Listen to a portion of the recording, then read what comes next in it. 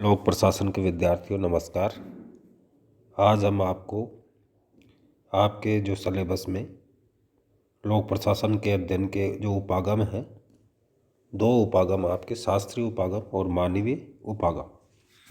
तो सबसे पहले देखेंगे उपागम या दृष्टिकोण जो अप्रोच है ये क्या है, इसका अर्थ या उपागम या दृष्टिकोण किसे कहते हैं ये समझेंगे। उसके बाद में शास्त्रीय उपागम और फिर मानवीय उपागम के बारे में परिचर्चा करेंगे।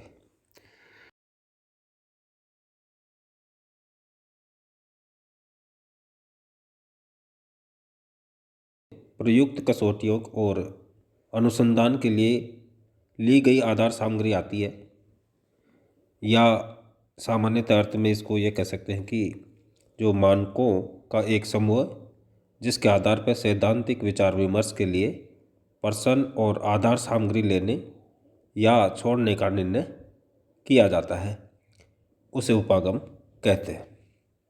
या किसी घटना या विषय के अध्ययन के लिए जो अनेक दृष्टिकोण हो सकते हैं और इन दृष्टिकोणों के लिए जो तथ्य हैं वो किसी एक उपागम में रखे जाते हैं और उस तथ्यों के घटनाओं या विषय के बारे में उसमें विचार विमर्श किया जाता है या उनकी व्याख्या की जाती है। तो ये एक अप्रोच होती है और ये दृष्टिकोण जो उपागम कहलाता है, ये किसी भी घटना या विषय के अध्ययन के लिए जो अनेक दृष्टिकोण हो सकते हैं या किसी उपागम की जो जो सर्वग्राह्यता है या सब तथ्यों को अपने परिवेश में देखती है और जिस घटना या विषय के बारे में ये विचार करती है, उस घटना या विषय की व्याख्या भी उसी दृष्टिकोण से की जाती है। दृष्टिकोण का जो अगला चरण है वो सिद्धांत है, थ्योरी कहलाती है। जब दृष्टिकोण का कार्य विचाराधीन विषयों के बारे में समस्याओं और आधार सामग्री के चुनाव से आगे निकल जाता है, तब दृष्टिकोण जो उपागम है वो सिद्धांत का रूप ले लेता है।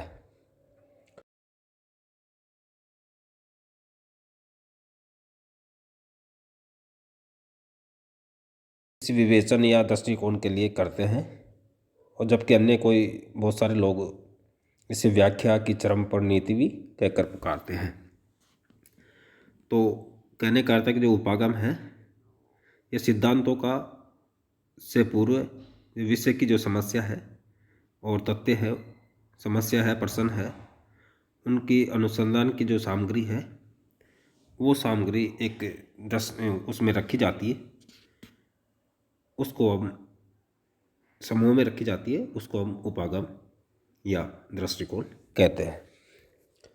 लोक प्रशासन में हम संगठन के व्यवस्थित अध्ययन की प्रवृत्ति को 19वीं सदी के बाद और 20वीं सदी के समय में खोज सकते हैं।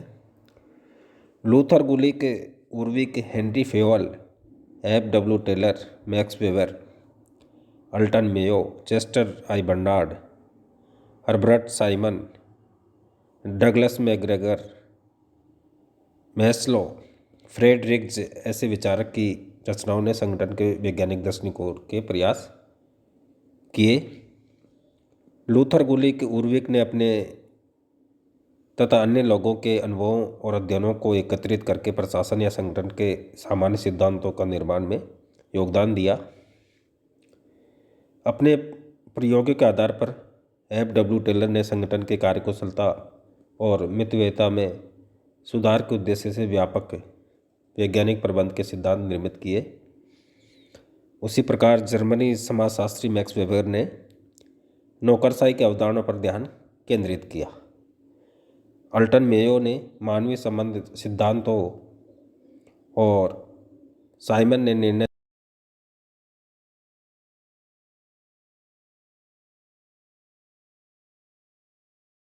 इसी प्रकार मैकग्रेगर, मैस्लो ने सामाजिक मनोवैज्ञानिक दृष्टि से तथा रिग्ज ने पारिस्थितिक के उपागम के आधार पर संगठन का अध्ययन प्रस्तुत किया।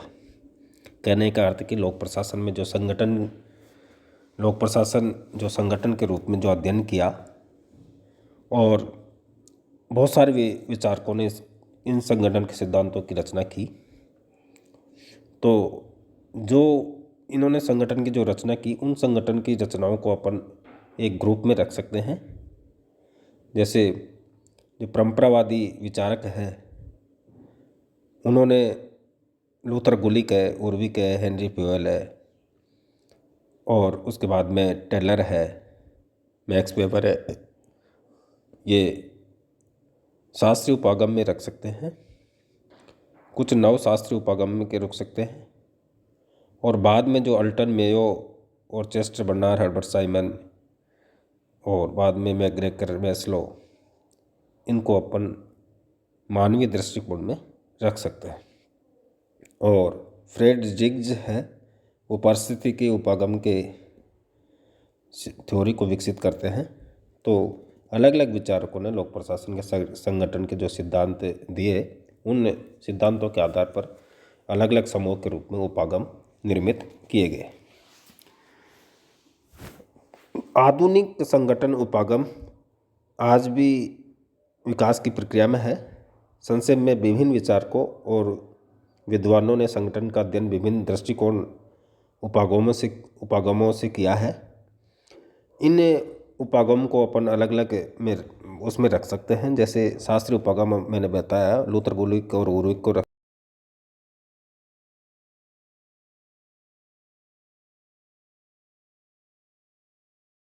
रख सकते हैं। मानवीय संबंध उपागम अल्टन मेयो, व्यवस्थावादी उपागम चेस्टर बर्नार्ड, व्यवहारवादी उपागम हर्बर्ट साइमन, और सामाजिक मनोवैज्ञानिक उपागम मैकग्रेगर और मैक्सवेल को भी रख सकते हैं। और पारिस्थितिक उपागम फ्रेडरिक्स को रख सकते हैं। कुछ विचारक इसको 3 श्रेणियों में मारते हैं: शास्त्रीय उपागम और नव शास्त्रीय उपागम और आधुनिक उपागम। शास्त्रीय उपागम के अंतर्गत Henry fuel, Luther Gulick, उर्विक, Taylor, Max weber के विचारों का अध्ययन किया जाता है। और जो इन जो शास्त्रीय उपागम है, वो संगठन के सिद्धांतों पर बल देता है।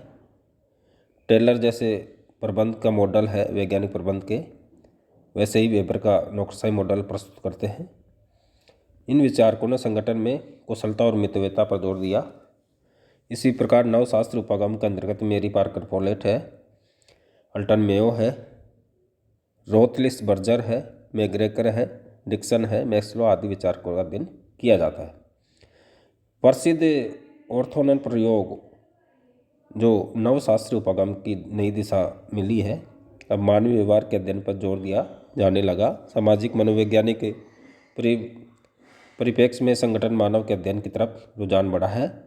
इस दृष्टि से लेविन की समूह गतिशीलता, मैक्सवेल की आवश्यकता का सोपान, मैकग्रेगर का XY सिद्धांत, ये प्रमुख उपागम है।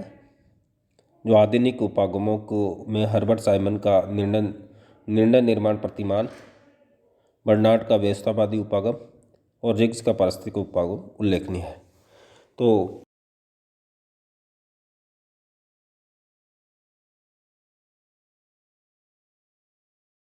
उपागम है केवल शास्त्रीय उपागम और मानवीय उपागम, इनका अब हम आगे अध्ययन करेंगे। धन्यवाद।